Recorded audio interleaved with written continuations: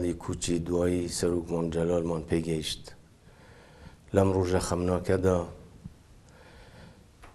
پرسو سر خوشی خوم آراسته خانواده طالبانی و بطایبتی هیرو خانو کاک بافل و کاک قباده کمو ولی بدل او بشی خمیانین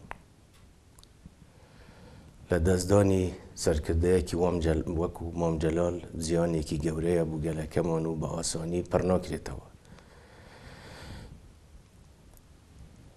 هر وها سر خوشی لخومانو لگلی کردستان و لهمو برایانی سرکرده تی یکیتی اجتماعی کردستان و همو اندامانی نکم داوکارم لخوای گوره گیانی برای برز مام جلال به بهشتی برین شاد بکات بخوشم حوال و برا و پشتیوانی کی به هزم لدزدا و جیگه شانازیه که هر دوکمان پیکه و لگل برایانی تر توانیمان زور کسپو تگره حل گرین لسر رگی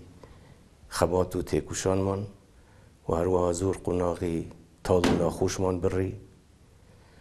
و شانازیه که زورک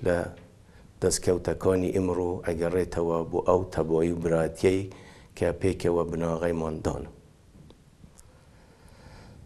استاج باشترین وفا بو گیانی برای برز مام جلال و گیانی همو شهیدانی ریگه رزگاری گلکمان اوه که یک ریزیمان پتوترو بهستری بکین و هر بوش ما توانین بگین او آمانجا پیروزی که سرکردکان مانو هزارها شهیدان گیانیان بخت کرد لپیناوی دا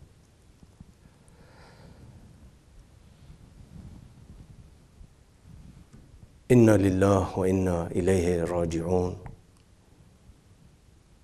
كل نفس ذائقة الموت و هر بم بون خمناکوا